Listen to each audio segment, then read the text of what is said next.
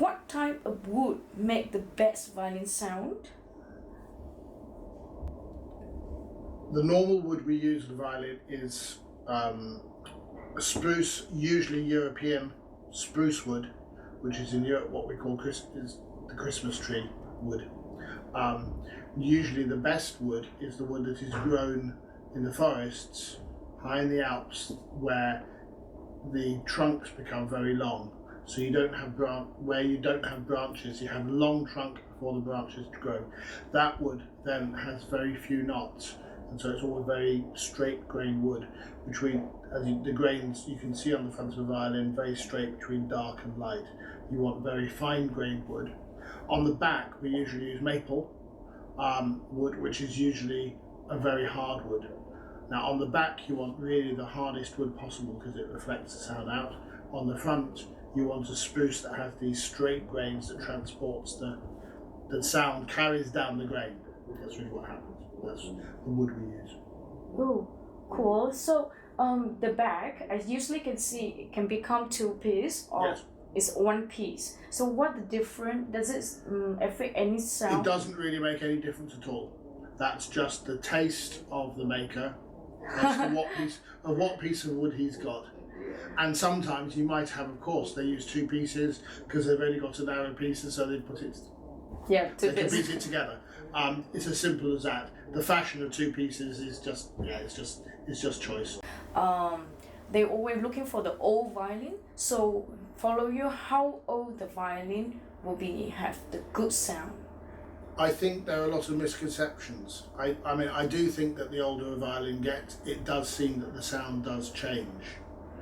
But in the meantime, I think that over the last 20 or 30 years, we have learnt a lot about how the great makers made their violins, and some of the best violins being made in the last 200 years are being made now.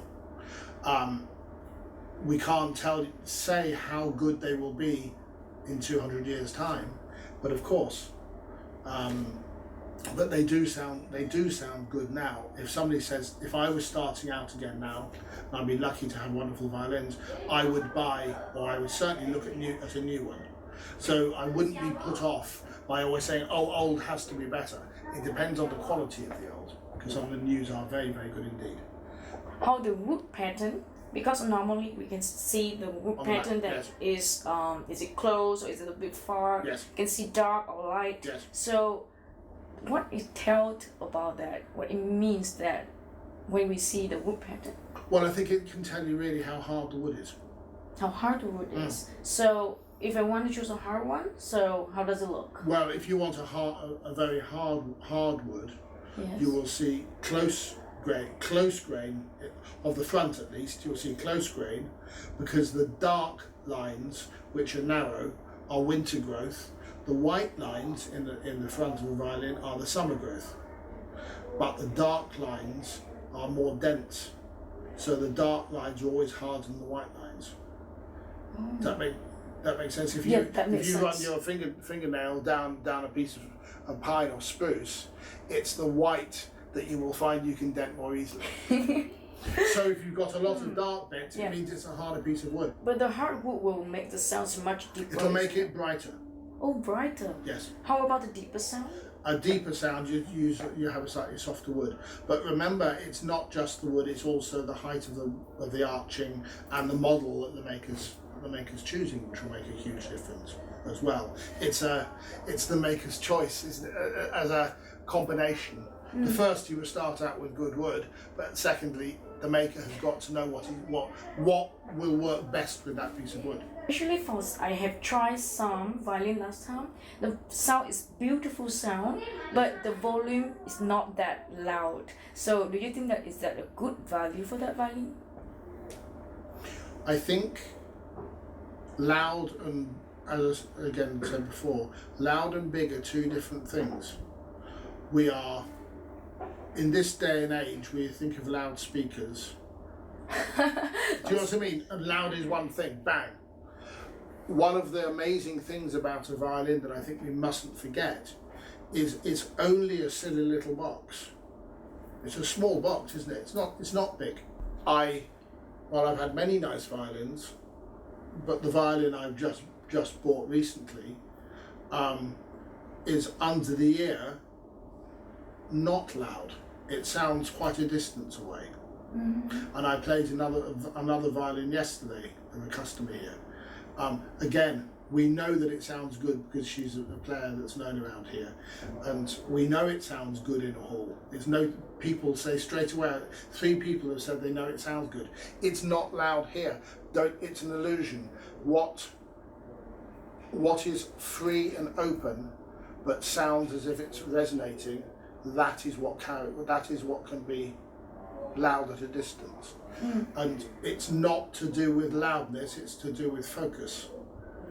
What aspect should we consider when we want to choose when we want valuing a violin? Well, valuing a violin is rather different from sound, because valuing a violin, if we take it to the valuers, it's almost entirely on commercial, on who made it, what condition it's in, what it looks like. Oh, and actually, not so much sound. Many of them will ask where it made from. So what's different of the making, or it depends on the makers? To some extent.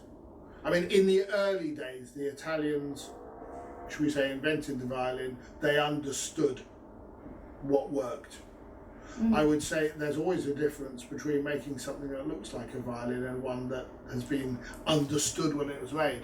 You know, a lot of the French of the 19th century, I would say, they were very good at making a violin that looked good. They weren't necessarily very good at making a violin that worked. Some of the Italian violins, yes, they don't even look very good. Go to the Milanese violins from the 1700s. They look like made out of floorboards. They look awful. But whoever made them, they understood what was required. It's a mystery in some ways how they understood. But when it comes to valuing, of course, it's very largely then antique value. An expert looks and says, well, that's made by so and so. You know, you can have the best violin in the world tonally, and it's worth £100, and the one next to it doesn't sound as good, and it's a Stradivari and it's worth £5 million. That's just the way it is. Yes. You know? We live in a world of brand names, don't we? Let's face it. The violin I've just bought, I think tonally is the best violin I've ever played. It's by Joseph Filius Andrew Guarneri, who was the father of the famous Guarneri. Oh. It would be made at the same time down the road from Stradivari. I've played Stradivaris from the same era. That tonally is better. Yet, the Stradivari is worth 3 times more. Yes. The same example will be worth 3 million instead of 1 million. Which is the better violin? No question, the Guarneri. So, but that's the player's choice. The other is the brand, you know. And unfortunately, on the other hand, I just sold a Guadagnini that I don't think sounds particularly good. Yet it was in almost perfect condition, mint, and I bought it as an investment. It was almost mint condition. It goes up in value like that. I don't believe any first-class violinist will ever want it. Yet the article has huge basic value. Yes. I don't want it. That's why I sold it. So.